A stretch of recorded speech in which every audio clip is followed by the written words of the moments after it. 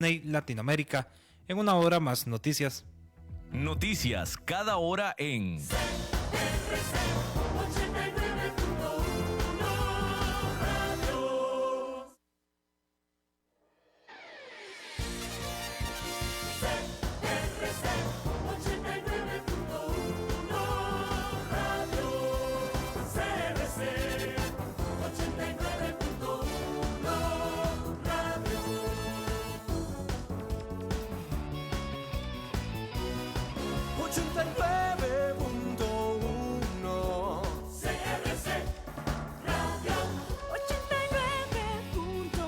Transcomer, puesto de bolsa de comercio, presenta a las 5 con Alberto Padilla.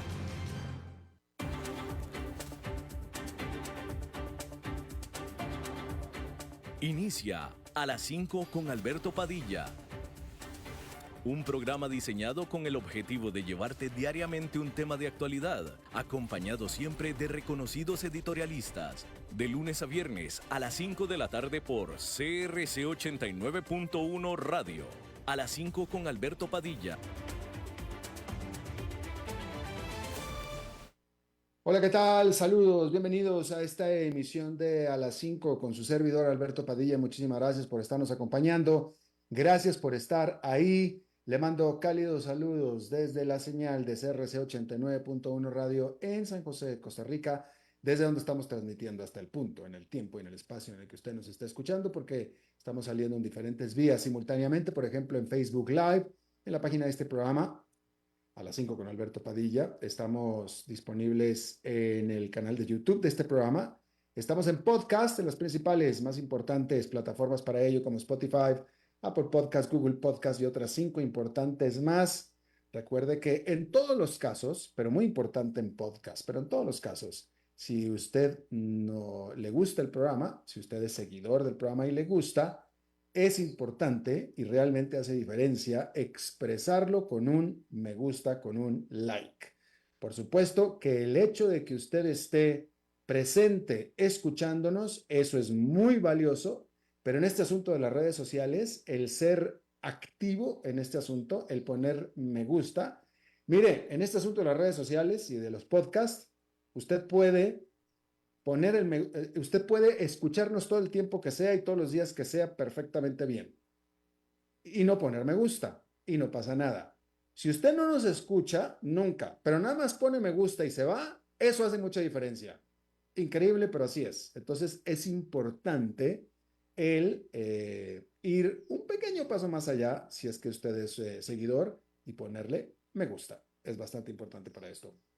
Y muchísimas gracias por eso de antemano. Y aun con que le guste el programa, ya eso, ya con eso ya usted ya me dio a mí, pero demasiado bastante. Como cada ocasión, en esta ocasión también nos acompaña, tratando de controlar los incontrolables, el señor David Guerrero y la producción general de este programa, siempre poderosa, desde Colombia, a cargo del señor Mauricio Sandoval. Bueno, y como era ampliamente esperado, porque era ampliamente esperado, y simplemente por la historia y por la historia en ese país y en ese régimen que se repite una y otra vez, ahora, de nuevo, Nicolás Maduro lo hace de nuevo y una corte de Venezuela emitió una orden de arresto en contra de Edmundo González, quien fuera, por supuesto, candidato a la presidencia rival de Nicolás Maduro en las elecciones de hace 3 semanas. Y esto porque Edmundo González asegura de manera legítima que él derrotó a Nicolás Maduro en estas elecciones presidenciales que se realizaron en julio. Y elecciones que Nicolás Maduro se robó, definitivamente se robó. Y desde entonces, Nicolás Maduro ha estado persiguiendo a la oposición. Bueno, siempre ha estado persiguiendo a la oposición, pero desde que se robó las elecciones con una renovada ola. González, quien está aparentemente todavía en Venezuela, pero oculto, fue acusado de usurpación, conspiración y sabotaje. Fíjese esto. Originalmente, Edmundo González fue citado a declarar a la fiscalía porque puso en línea un sitio, o puso en línea, pues, las actas de las elecciones donde o en las que se demuestra o él demostrando que él ganó y que el Nicolás Maduro perdió. ¿Sí? Eso fue lo que hizo Edmundo González y por eso la fiscalía lo citó, si mal no recuerdo, a declarar 3 veces. 3 veces que él no acudió. Inteligentemente diría yo porque claramente lo iban a arrestar. ¿Sí? Pero el punto es que Nicolás Maduro se declaró ganador, se declaró triunfador de las elecciones. El órgano electoral lo declaró triunfador en las elecciones. Con lo cual entonces, oficialmente, cualquier cosa que Edmundo González subió a la internet, es decir, esas actas que él subió a la internet demostrando su triunfo, pues necesariamente tienen que ser mentiras. Estoy hablando oficialmente, son mentiras, ¿no? Si el órgano electoral y Nicolás Maduro se declararon triunfantes, cualquier cosa que Eduardo González subiera a la internet es falso y es mentira. Y entonces, ¿para qué la persecución? ¿Para qué la perseguidera entonces? ¿No? Pareciera todo lo contrario. Pareciera que quien tiene la razón es Edmundo González y por eso lo está persiguiendo. Esa es, cuando menos desde afuera, la apariencia que da las autoridades de Venezuela. Porque bueno, pues que subió, pues que suba misa, que suba lo que quiera. Finalmente, ya declaramos ganador a Nicolás Maduro. Y nosotros somos la ley, nosotros somos la autoridad. Pero no, ahí va la perseguidera y ahora también una orden de arresto resultante. Y de nuevo, esta es una historia que se repite con Nicolás Maduro y el régimen de Nicolás Maduro. Así es que esperemos, pues una de dos cosas, o que Edmundo González aparezca exiliado en algún lugar o eventualmente arrestado por el régimen de Nicolás Maduro. Cambiando de tema completamente, un ataque con misiles ruso mató a al menos 49 personas e hirió a otras 219 en Poltava, que es una ciudad central de Ucrania.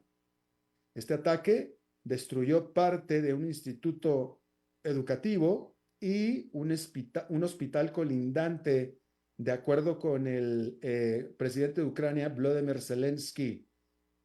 Una declaración por parte del Ministerio de Defensa dice que todavía permanece mucha gente atrapada en los escombros. Aprovechó el presidente Zelensky para repetir los llamados para más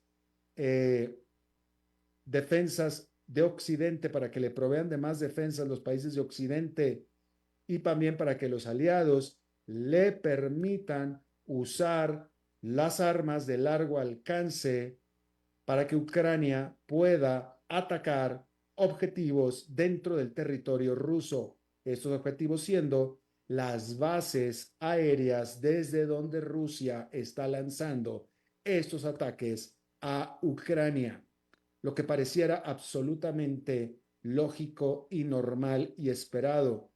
Pero Occidente le provee las armas a Ucrania, pero se las provee con condiciones. Y una de estas condiciones es que los misiles de largo alcance no se usen a través de la frontera.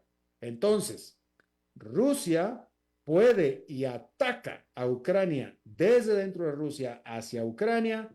Ucrania no puede hacer lo mismo en Rusia. Entonces, no hay manera así que Ucrania pueda ganar esta guerra. Simplemente no hay manera. ¿Está usted de acuerdo?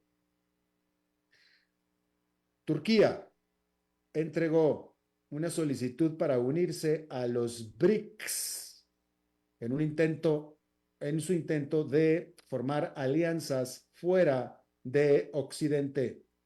Este grupo de BRICS originalmente comprendía a Brasil, Rusia, India y China y Sudáfrica, pero recientemente se ha expandido y en el 2024 le había dado también la bienvenida a 4 nuevos miembros, incluyendo Irán y Arabia Saudita.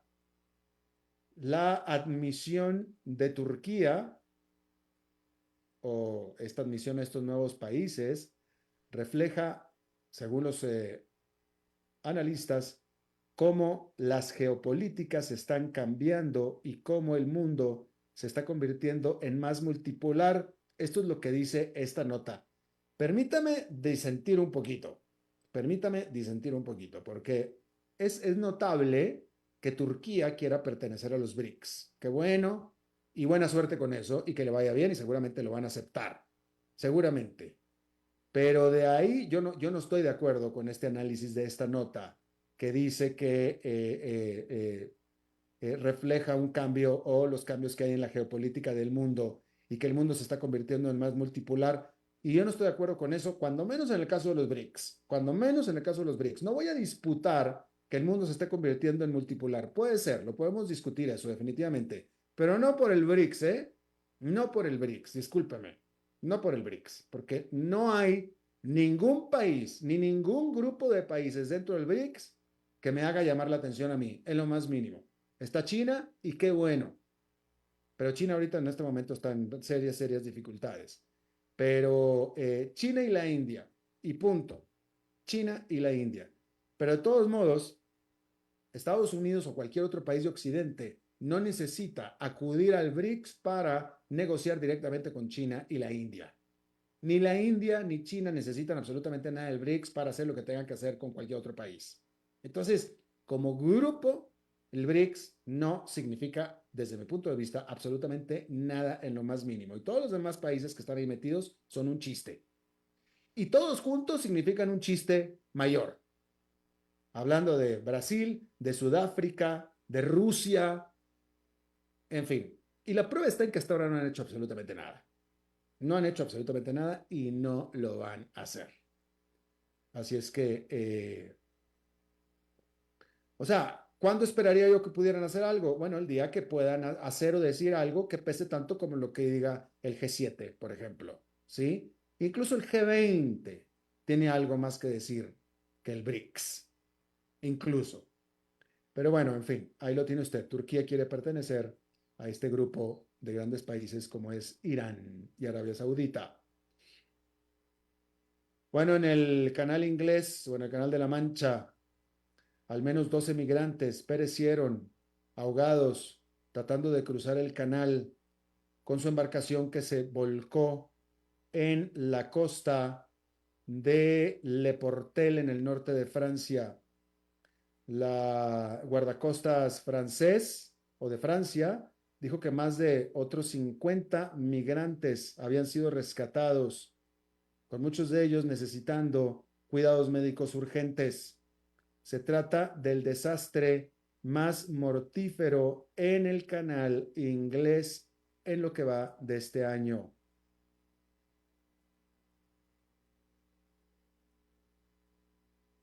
En la República Democrática del Congo, en África, al menos 129 prisioneros murieron durante un fallido intento de escape de una prisión.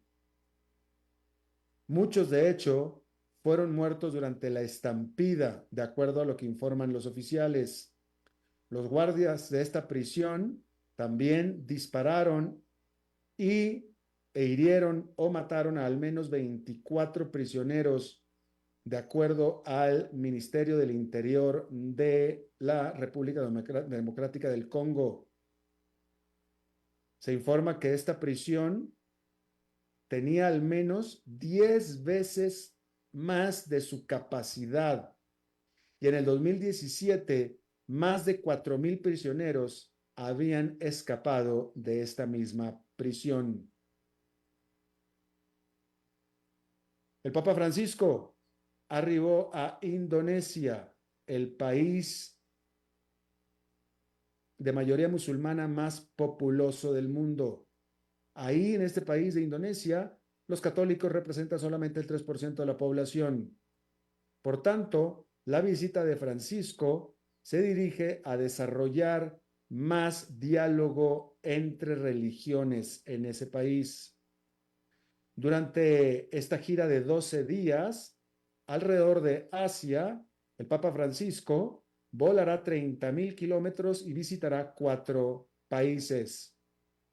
A sus 87 años de edad, se trata del más largo gira que realiza el Papa Francisco hasta la fecha.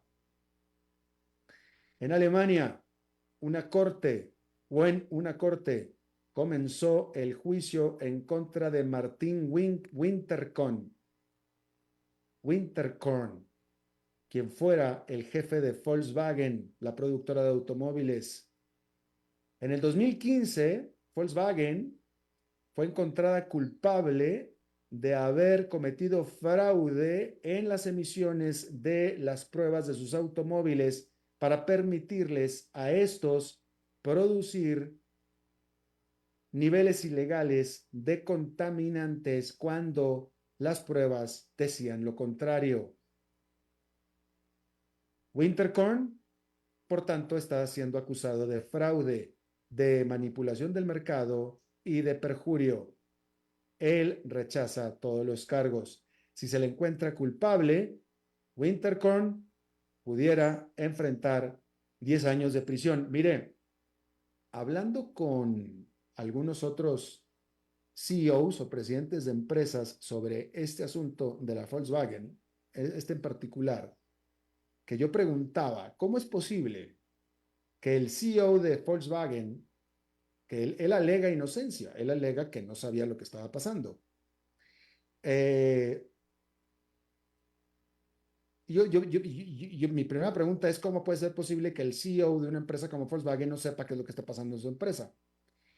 Y otros CEOs o altos ejecutivos de empresas me decían, es que sí es posible. Él claramente debió haber sido culpable de presionar tanto a sus empleados para que estos tuvieran que inventarse estos métodos fraudulentos para complacerlo a él. Pero no significa que él necesariamente se enteró, cosa que es bastante probable, o sea, perfectamente pudo haber sido posible. Simplemente le esconden lo que están haciendo, pero entregan los resultados. La presión a los empleados era la de entregar resultados. A mí me entregas un automóvil que nadie lo ha podido hacer, por cierto, que ese fue todo el asunto, que nadie lo había podido hacer. El único que había podido hacer automóviles diésel pequeños, rentables, que pudieran manejarse en Estados Unidos era Volkswagen. Nadie más estaba vendiendo en Estados Unidos sedanes a diésel a ese precio. Había sedanes más caros, de Mercedes, etcétera, mucho más caros, de modelos mucho, mucho más caros. Pero en el segmento de automóviles más baratos, como por ejemplo era el Jetta, ¿sí? Que era un automóvil mediano, Volkswagen era la única que lo estaba haciendo, la única, ni siquiera las estadounidenses, ninguna lo estaba haciendo. Y claramente todo el mundo se preguntaba cómo es posible que la Volkswagen pueda hacerlo y las demás no. Pues ahí lo tiene usted, engañando con fraude, ¿sí? Y entonces, de nuevo, lo que me decían a estos ejecutivos era, bueno, sí puede ser que el presidente no se haya enterado.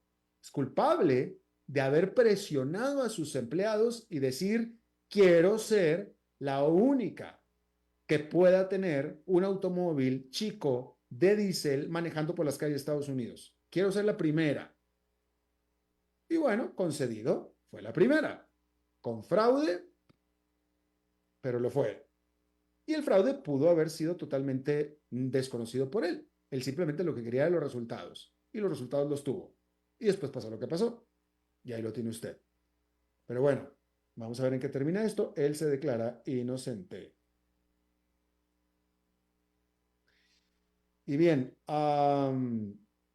le estaba informando, ayer fue en el programa, sí, el programa de el lunes, justamente el lunes, estábamos hablando acerca de este acuerdo en el que el gobierno de Panamá alcanzó con el gobierno de Estados Unidos, con la administración de Joe Biden, para evitar el paso de los inmigrantes que están cruzando por la frontera de Colombia con Panamá en el famoso tapón de Darién que será todo menos tapón, ¿sí? Y este programa que acordó Panamá incluye la repatriación o deportación, la repatriación de estos inmigrantes a sus países de origen en vuelos pagados por Estados Unidos. Bueno, pues este martes Panamá deportó 70 ciudadanos indios en un vuelo que fue financiado por el gobierno de Estados Unidos.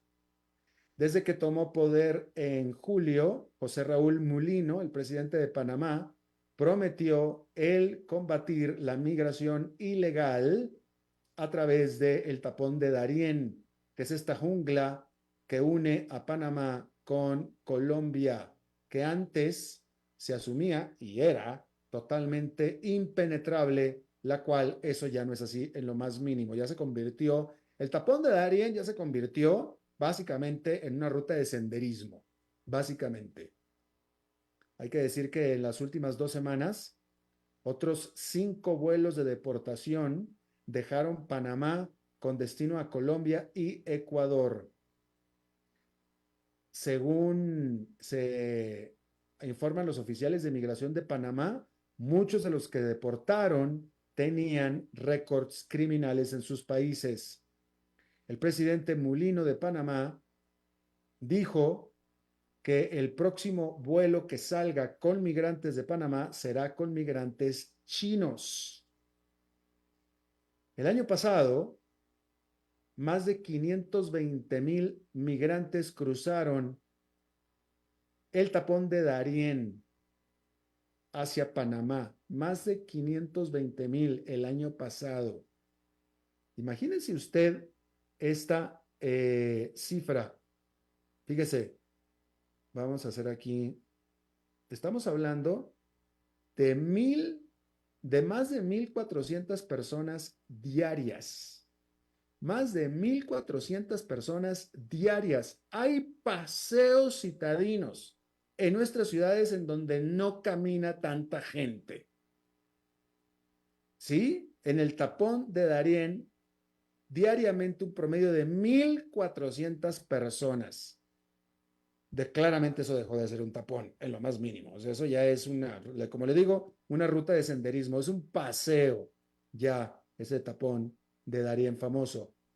Hay que decir que de estas más de 520,000 migrantes, 25,565 vinieron desde China y 3,736 desde la India. El presidente Mulino, con su posición dura en contra de la inmigración, por lo visto ha tenido algo de efecto porque en los primeros 8 meses de este año, estas cifras se desplomaron en 27% comparado con el 2023, lo que es su mayor caída desde que tomó posesión en el poder. Sin embargo, hay que decir que estas deportaciones no incluyen a los migrantes venezolanos. Y resulta que los migrantes venezolanos representan al menos 2/3 de todos los que cruzan el tapón de Darién hacia Panamá. Y se espera que la inmigración desde Venezuela aumente todavía más después de que el presidente Nicolás Maduro se robara las elecciones del mes pasado y la subsecuente represión en contra de las protestas y de la oposición. Así es que, pues ahí lo tiene usted. Rápidamente, déjame le digo que este lunes fue en Estados Unidos el Día del Trabajo, lo que representa de manera práctica el fin del verano, el comienzo del otoño y en términos de la carrera presidencial, la última parte, el último tramo de la elección presidencial que va a ser en noviembre. Hay que decir que la campaña de la demócrata Kamala Harris ya anunció que va a meter acelerador con una gran campaña de publicidad que comienza a partir de este martes. La campaña de Kamala Harris tiene la intención de gastar $170 millones en anuncios de televisión, sobre todo en los estados que no son decididamente demócratas. Y fíjese qué interesante. El gasto en campaña, el gasto en televisión será de $170 millones. En plataformas de redes sociales e internet, el gasto será de $200 millones, incluyendo YouTube y Spotify, de acuerdo a la campaña. Y será el gasto más grande de cualquier organización política en la historia, de acuerdo a lo que afirman los demócratas. Pero bueno, nada más por lo pronto subrayar eso. En redes sociales 200 millones, en televisión 170. Esto es bastante revelador en sí mismo. Decir que por supuesto que esto es tan solo una pequeña parte del efectivo que tiene Kamala Harris en su campaña, porque ha recaudado más de $500 millones desde que se convirtió en la candidata del Partido Demócrata apenas en agosto. Sin embargo, en términos de gasto, ha recaudado muchísimo, pero en términos de gasto, todavía está por detrás de lo que ha gastado su contrincante Donald Trump, porque la campaña de Trump y sus aliados han gastado mucho más que los demócratas en 4 de los 7 conocidos como estados péndulo, que son los que todavía no se sabe hacia dónde van. Son péndulo, pueden ir para allá, pueden ir para acá. La campaña, según se reporta, ha estado comprando publicidad, y esto es muy importante. Los reportes son de que la campaña de Trump ha estado comprando mucha publicidad y especialmente mucha publicidad alrededor de los distritos cercanos a la casa en Florida de Donald Trump, específicamente Mar-a-Lago. Y esto se asume que es más bien para mantener al jefe contento, para que él los pueda ver y esté contento, porque Florida no es un estado péndulo. Florida es decididamente republicana, esa ya está ganada. Pero ahí es donde han estado ellos bastante gastando en publicidad. Así es que ahí lo tiene usted. Vamos a hacer una pausa y regresamos con nuestra entrevista de hoy.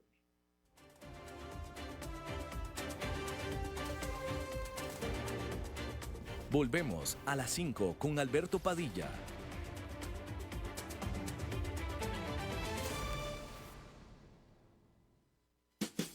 Para llegar pronto al trabajo, sea inteligente, porque si pasamos uno a la vez, el tránsito no se detendrá. Por eso, sea cortés, uno a la vez. Un mensaje de esta emisora asociada de Canara. Transcomer presenta Finanzas en Acción, lo que tiene que saber sobre su plan de inversión. 3 consejos para que logres comenzar a ahorrar e invertir con todo éxito. Número 1, elimina esos prejuicios contra el dinero, que seguramente tenés desde la niñez. Que el dinero es malo, que mejor pobre, pero honrado. Ese rico, ¿de dónde habrá sacado su fortuna? Tenemos que resetear nuestra relación con el dinero y más bien hacerlo un gran amigo de nuestra senda de vida. Número 2, paciencia más persistencia. Es la receta que le da el éxito a los grandes inversionistas. Paciencia, porque la gestión patrimonial no la vas a lograr de la noche a la mañana. Persistencia, para que te mantengas en la estrategia financiera que ya has decidido y has iniciado. Y número 3, tienes que conocer tu perfil de riesgo. Así sabrás cuánto riesgo quieres asumir en tus ahorros e inversiones. Y esa clave te servirá a la hora de elegir los productos con los que vas a ahorrar y vas a invertir. Ingrese a transcomer.com y conozca la mejor forma de invertir su dinero en bienes raíces. Transcomer, puesto de bolsa de comercio. Construyamos juntos su futuro. Somos expertos en eso. 2253-6085. Transcomer presenta Visionarios. Mi nombre es Enzo Maña Hernández. Mi nombre es Xiomara Guzmán Montero. Mi acercamiento con Transcomer fue hace 8 años. A los 3 meses empezamos a ver los frutos sobre las inversiones. Y gracias a ello hemos crecido como familia, pudimos comprar la casa, un vehículo. Transcomer. Desde 2003 hasta que lo logres.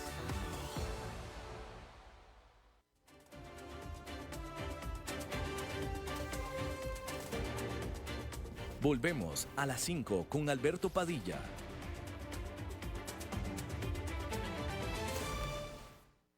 Muchísimas gracias por continuar con nosotros. Bueno, vámonos a Honduras con lo que está pasando en aquel país, en sus relaciones específicamente con Estados Unidos. Lo último que pasó es la amenaza de la presidenta de Honduras de romper el tratado de extradición que tiene Honduras con Estados Unidos, tratado con el cual, por ejemplo, el expresidente anterior, Orlando Hernández, fue deportado, precisamente fue extraditado de Honduras hacia Estados Unidos como parte de este acuerdo de extradición. Bueno, pues la presidenta Xiomara Castro está amenazando con terminarlo en lo que es un punto muy bajo en las relaciones de Honduras con Estados Unidos y que tuvieron un punto bastante esperanzador. Hay que decir, acuérdense que Xiomara Castro es esposa de Mel Zelaya. Mel Zelaya fue el presidente que tumbaron, al final era por su cercanía con Hugo Chávez en aquel momento, lo cual era antagónico con Estados Unidos, ¿sí? Y entonces viene ahora de presidenta la esposa de Mel Zelaya, que en ese momento era la primera dama, y que todos se fueron a Costa Rica extraditados en ese momento, y uno hubiera pensado pues que las relaciones de Estados Unidos eran como están en este momento, pero para la toma de posesión, Estados Unidos envió a nadie menos que justamente Kamala Harris, la vicepresidenta de Estados Unidos, que no cualquier país recibe para la toma de posesión a la vicepresidenta de Estados Unidos. Es que ese fue un muy buen gesto, pero desde entonces parece ser que las cosas se han ido empeorando. Yo le agradezco muchísimo a nuestra buena amiga, colega, gran periodista Mayra Navarro desde Tegucigalpa que esté con nosotros para ponernos un poquito de sentido de lo que está pasando. Mayra, ¿cómo estás? Hola Alberto, buenas tardes, todo muy bien por acá. Bueno, en medio de toda esta situación estamos bien, siguiendo de cerca lo que está pasando. Como dices tú, pues la presidenta no ha amenazado con denunciar el tratado, ya lo denunció, ya ordenó y el canciller ya le notificó formalmente a Estados Unidos que Honduras estaba denunciando este tratado que fue firmado en 1912. Así que el tratado en este momento está roto. Entonces, en este momento, un narcotraficante capo de la droga perseguido por Estados Unidos y por Honduras que agarre a Honduras no lo va a extraditar a Estados Unidos. Bueno, en teoría no, porque el tratado ya fue denunciado. Ahora, yo estaba conversando con un abogado internacionalista y él me decía que los tratados se pueden romper, pero que tarda 6 meses el proceso. Es decir, que la aplicación no es inmediata, es lo que este abogado me explicaba. Pero lo que se percibe acá es que para la presidenta el tratado fue denunciado y ya quedó sin vigencia. Así que estos formulismos legales de que hay que esperar un tiempo o que sigue vigente un tiempo, en realidad no hay nada claro sobre eso y lo que se está diciendo es que ya el tratado está sin valor ni efecto. ¿Y qué fue lo que pasó? ¿Por qué se rompió este tratado de extradición? ¿Cuál fue la determinante? Bueno, mira, la versión oficial de la presidenta Xiomara Castro es que Estados Unidos estaba teniendo injerencia en los asuntos de Honduras y que ellos tenían temor de que utilizaran este tratado para influir en la política hondureña y en las próximas elecciones. Esto de alguna manera uno podría interpretar cuando ella dice que puedan usar el tratado para tener algún tipo de injerencia, pues podría decir que pensara que Estados Unidos podía pedir en extradición a alguno de los aspirantes del Partido Libre. Ahora, mira, Alberto, esa es la versión oficial de la presidenta, ¿verdad? Que es para evitar que Estados Unidos tenga injerencia en la política de Honduras. Ahora, lo que ha pasado en las siguientes horas desde que ella lo denunció, creo yo que es la verdadera razón y es lo que todos los analistas y todos los hondureños están diciendo. Que el hermano del presidente Zelaya, del expresidente Zelaya, que también es actualmente diputado y era secretario del Congreso, fue mencionado en Nueva York durante el juicio del presidente Juan Orlando Hernández de haber recibido dinero y de haberse reunido con uno de los cachiros, y estaba citado por el Ministerio Público para declarar sobre esas acusaciones. Así es que después de que ella denuncie el tratado, el cuñado de ella, el hermano del expresidente Zelaya, pues anuncia que se va a presentar al Ministerio Público para declarar y que va a renunciar a su posición como, primero dijo a su posición como secretario del Congreso, pero después dijo a su posición como diputado, para que lo investigue la justicia hondureña o la justicia internacional. Así que él fue a declarar y admitió que en el 2003 él había tenido una reunión con este cachiro, que habían hecho un ofrecimiento para recibir dinero para la campaña. Él dice que el presidente Zelaya no estaba enterado, nunca estuvo enterado de ese encuentro. Pero el punto es que hoy salieron unas declaraciones de un oficial militar que dice que le dieron $500,000, que eso coincide con lo que dijeron en la Corte de Nueva York durante el juicio del expresidente Juan Orlando Hernández, de que al presidente Zelaya le habían dado un soborno de $500,000. Pues el caso es que todo lo que se intuye, todo lo que se deduce es que hay de repente acusaciones graves o solicitudes de extradición de todos estos miembros del Partido Libre o cercanos al expresidente Zelaya, que fueron mencionados en Nueva York y que podrían ser solicitados en extradición, o yo no sé si ya fueron solicitados, porque lo que se ha dicho es que hay una lista larga de personas que han sido solicitadas y que esa lista es secreta y que la tiene la Corte Suprema de Justicia. Entonces, lo que se está hablando es que obviamente, y se puede deducir fácilmente, que la intención al denunciar el tratado es evitar que la justicia de Estados Unidos pues le eche mano al propio expresidente Zelaya, que también fue mencionado en las Cortes de Nueva York, señalado de haber recibido soborno de narcotraficantes. Así que esto está bastante complicado. Porque todo esto vino a raíz de que un sobrino de la presidenta y por supuesto del expresidente Manuel Zelaya, hijo de Carlos Zelaya, el del Congreso, el diputado que acaba de renunciar, fue a Venezuela. Él era el ministro de Defensa y fue acompañado del jefe de las Fuerzas Armadas a una reunión con el jefe de las Fuerzas Armadas de Venezuela, Vladimir Padrino, y luego de que sostuvieron esta reunión, que salieron las fotografías y todo, pues la embajadora de Estados Unidos en Honduras, Laura Dogui, dijo que a Estados Unidos le sorprendía mucho ver al ministro de Defensa y al jefe de las Fuerzas Armadas de Honduras sentados en una reunión con un narcotraficante. Así es que a raíz de esas declaraciones de Laura Dogui es que la presidenta denunció el tratado después de esas declaraciones.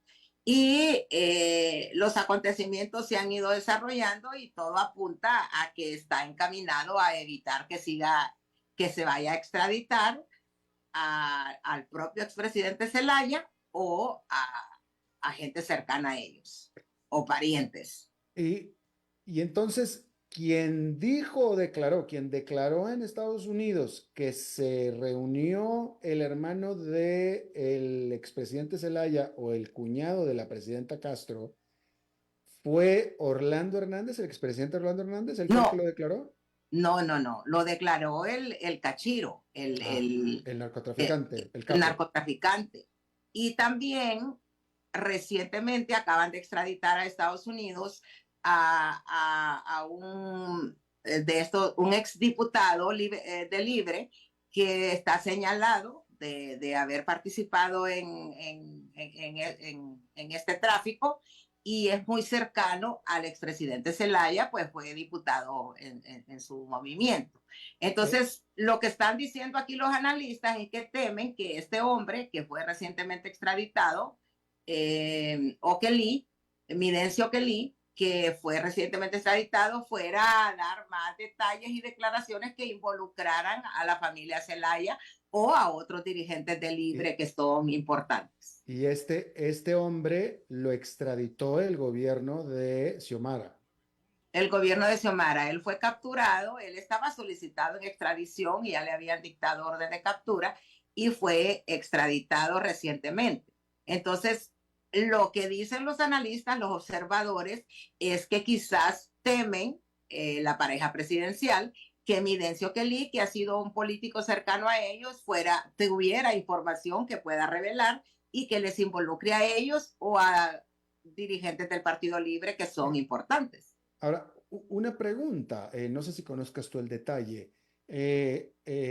Cada uno de estos narcotraficantes que han sido capturados por Honduras, pero extraditados hacia Estados Unidos, pregunta, ¿también son perseguidos por la justicia de Honduras? Claramente, es decir, también han roto leyes hondureñas. Y dos, esta es la pregunta más importante, ¿Honduras puede no extraditarlos? ¿Honduras pudiera decidir que cumplan su condena dentro de Honduras y no en Estados Unidos, o es obligación extraditarlos? No. Es que mira, se supone que ese es un punto que ha sido discutido mucho y es que se abrió el camino hacia la extradición por la incapacidad de la justicia hondureña para enjuiciar a esta gente, ¿verdad? Entonces, el expresidente Juan Orlando Hernández y con presiones de Estados Unidos, por supuesto, aprobaron la extradición porque Estados Unidos era como el único capaz de poder llevar a la justicia a estas personas. Yo no sé si tú imaginas que la justicia hondureña podría haber condenado a 45 años de cárcel al expresidente Juan Orlando Hernández, tomando en cuenta cómo funcionan aquí todas las redes que están interconectadas. Entonces, la extradición era como una herramienta para poder perseguir a los narcotraficantes. El punto es que, según la ley de Honduras, si tienes abierto un juicio en Honduras por cualquier caso, independientemente que sea por narcotráfico o no, pero si tienes abierto un juicio en Honduras por cualquier tipo de delito, no te pueden extraditar. Necesita primero que la justicia hondureña resuelva sobre ese juicio que tú tienes pendiente para que te puedan llevar. Eso fue lo que evitó que el fallecido don Jaime Rosenthal fuera extraditado, el papá de Gianni Rosenthal. Había solicitud de extradición para don Jaime, pero don Jaime tenía varios juicios abiertos aquí en Honduras y por eso él no fue extraditado, porque eso es lo que dice la ley. Entonces, cualquier narcotraficante, ya se ha dado el caso de Chepe Handal, fue un narcotraficante que tenía juicios ya en Honduras y no fue extraditado. Pero la idea es que ninguno de todos estos que están solicitados en extradición tenían juicios por la justicia hondureña, pendientes por la justicia hondureña. Entonces estaban libres de que fueran trasladados a Estados Unidos para ser juzgados allá por narcotráfico. Entonces, toda esta gente que se ha ido, que se han llevado, otros que se han entregado, no tenían juicios pendientes aquí. Y ahora una vez que el tratado fue denunciado, ya ningún hondureño puede ser extraditado a Estados Unidos. Claro. La pregunta la hacía porque uno de los alegatos de Juan Orlando Hernández, él decía, los narcotraficantes que están diciendo que están declarando en mi contra en Estados Unidos, yo los extradité. Es correcto. O sea, si yo hubiera tenido algo que ver con ellos, no los hubiera extraditado. Los extradité porque no tenía nada que ver con ellos y ahora resulta que están declarando en contra mía. Y entonces el mismo planteamiento hago yo con los Zelaya en este momento. Si los Zelaya hubieran estado pensando que su gente cercana estuviera involucrado, pues no hubieran extraditado tampoco a quien extraditaron, ¿no? Bueno, lo que pasa es que esa era una solicitud que ya estaba pendiente en trámite.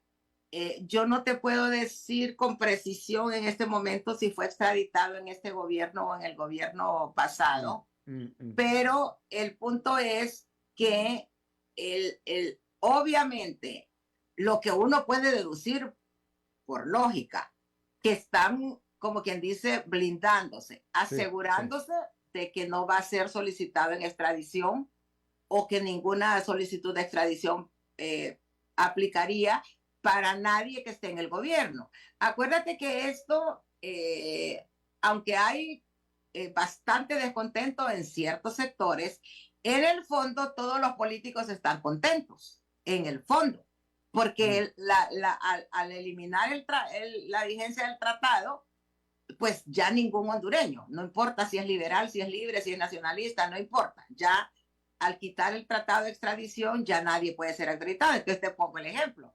Porfirio Lobo Sosa, que es uno de los que fue mencionado y que uno supondría que es un candidato a la extradición, es un expresidente nacionalista que ya queda protegido, porque ya no hay tratado de extradición. Y así otras personas, por ejemplo, colaboradores del expresidente Juan Orlando Hernández, que incluso están exiliados en Nicaragua, ya no hay peligro de ser extraditados. Ahora, escuché hoy un comentario de un analista que decía que, por ejemplo, si Carlos Zelaya, hermano de Manuel Zelaya, Estados Unidos lo estuviera investigando o tuviera interés en él, como dicen, sí lo puede capturar en otro país. O sea, si él sale de Honduras, Estados Unidos lo puede capturar y llevarlo a Estados Unidos, pero no lo puede llevar de Honduras. Es decir, no lo va a entregar el gobierno de Honduras.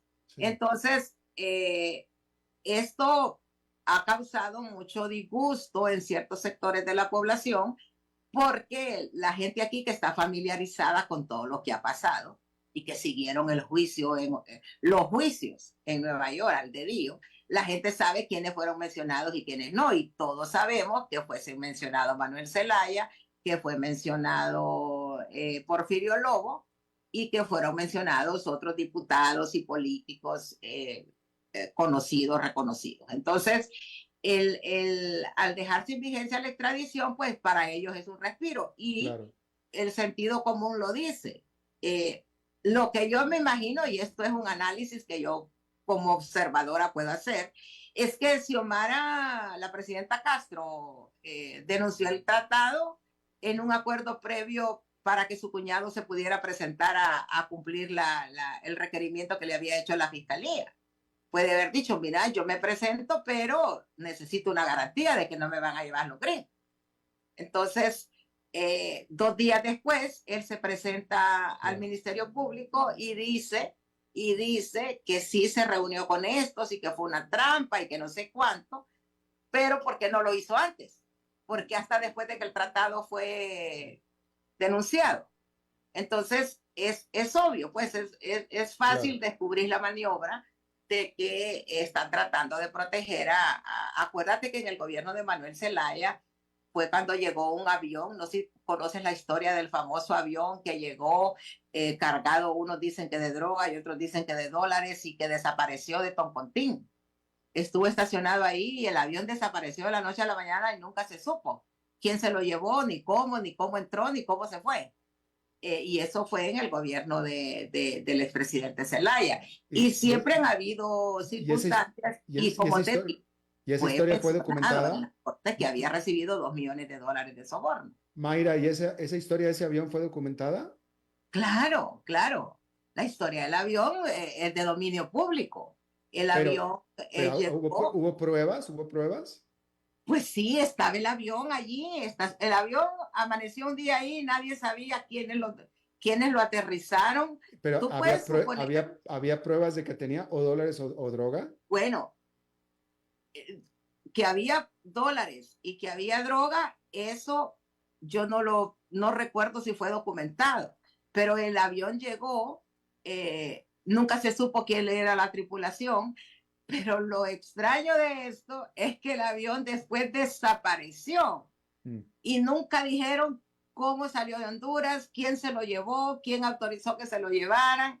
Entonces, son un montón de situaciones que han sucedido, porque aquí, Alberto, lo que es de dominio público es que los políticos llevan muchos años negociando con el narcotráfico.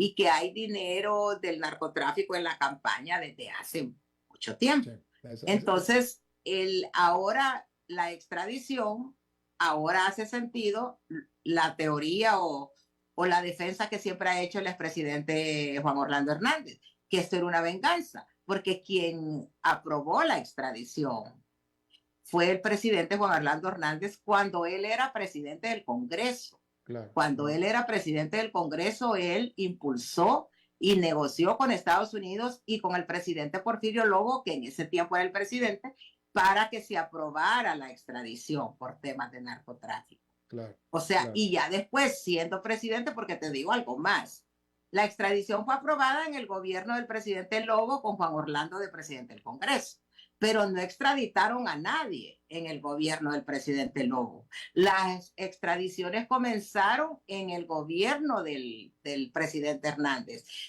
Nomás entró, antes de un mes ya estaban haciendo la primera extradición. Entonces, lo que él ha dicho, eso es un hecho real. Las extradiciones las hizo el expresidente Hernández. Sí, sí, sí. Y él por eso siempre dijo que esto era una venganza. Sí, claro, claro. Sí, es cierto, sí, porque los que él extraditó fueron los que empezaron a declarar en contra de él. Mayra Navarro, periodista, colega, basada en Tegucigalpa, Honduras. Te agradezco siempre, Mayra, tu excelente No, ya disposición a charlar saben. con nosotros. Es un gusto compartir con ustedes todas estas cosas que están pasando aquí. Y seguiremos compartiendo más. Gracias, Mayra. Ok. Bueno, nos vamos de una gran periodista en Tegucigalpa, ahora un gran periodista y compañero en San José, Costa Rica, Fernando Francia. ¿Cómo estás, Fernando? Muy bien, muchas gracias, Alberto. ¿Cómo estás vos? ¿Todo bien? Todo bien, afortunadamente. Adelante. Bien, estaba trabajando en un tema que no es momentáneo, que no es de coyuntura, pero que es bien interesante y quería compartirlo con la audiencia para ver qué les parece. Se trata de un tema de mercado, de economía, de valor. A ver si a la audiencia le parece interesante. El mercado no es un juez imparcial de lo que vale en la sociedad. Refleja lo que estamos dispuestos a pagar. Un futbolista gana millones, mientras un maestro gana mínimos, a veces ni aceptables. Valoramos más a Messi que a un maestro, un médico, un periodista, alguien que limpia nuestra casa. No porque el primero sea más importante que los otros, no, sino porque el mercado responde a lo que la gente consume y desea. El valor de mercado no mide la esencia de las cosas, sino cuánto estamos dispuestos a gastar para consumirlas. En ese sentido, es un espejo de nuestras prioridades colectivas, sin duda. Pero ¿qué tan propias son esas prioridades? Muchas veces parecen nuestras y a veces son construidas desde distintos ideales de consumo y estilos de vida al que grandes mayorías de Occidente aspiramos, según la información, procesos de comunicación a los que accedemos. Hay varias gente que explica estas cosas desde distintos puntos de vista. Por ejemplo, Néstor García Canclini, un antropólogo argentino, dice que el mercado pone precio, donde el mercado pone precio, también establece jerarquías culturales. Lo que más se consume termina siendo lo más valioso. Los futbolistas se convierten en íconos porque sus partidos son vistos por millones y la industria crea estrellas envueltas en publicidad.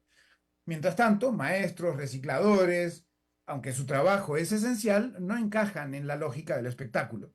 El mercado alimenta los ideales de éxito, felicidad, que grandes corporaciones promueven y que todos queremos tener. Así las decisiones parecen propias y muchas veces responden a un guión que se escribe en algún lugar donde se masifica la comunicación. Por otro lado, Jean Baudrillard, este filósofo francés ya de otras épocas, añadió en su momento otra capa. Lo que se valora no es la utilidad real, sino la capacidad de generar imágenes atractivas. Un gol no es solo un gol, es un espectáculo que se vende como un símbolo de triunfo y pasión. El mercado entonces no solo ofrece productos, vende simulacros que las personas compran.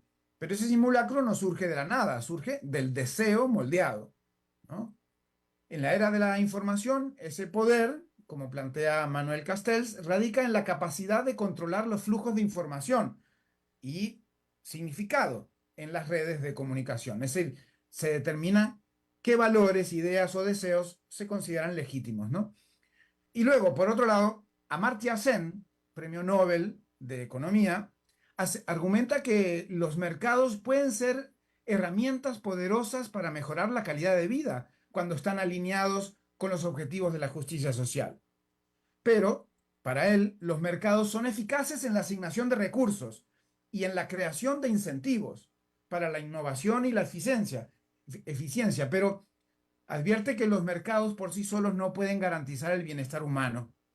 Bueno, todo este lío de gentes que traje hoy es porque el mercado mide el valor en billetes, claro, pero esos billetes son decisiones sociales en general, libres, pero condicionadas por las corrientes masivas de infocomunicación. En definitiva, la sociedad valora lo que es llevada a valorar y a eso el mercado le pone precio.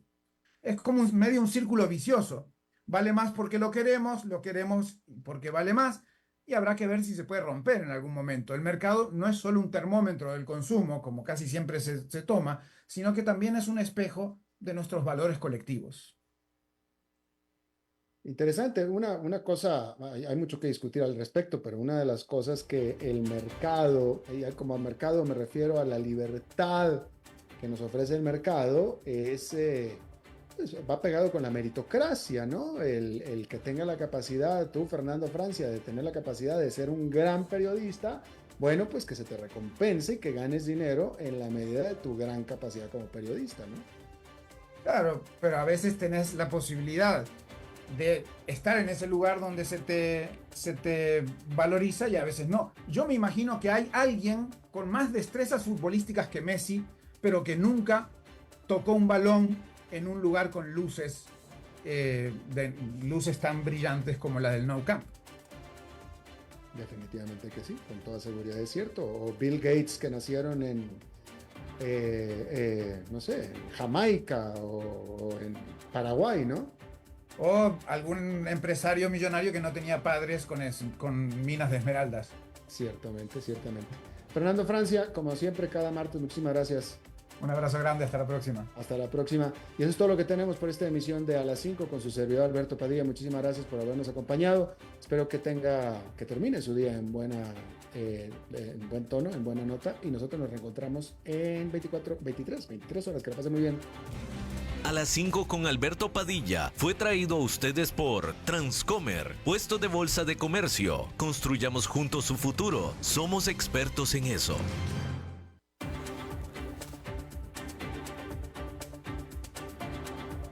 Concluye A las 5 con Alberto Padilla. Un programa diseñado con el objetivo de llevarte diariamente un tema de actualidad.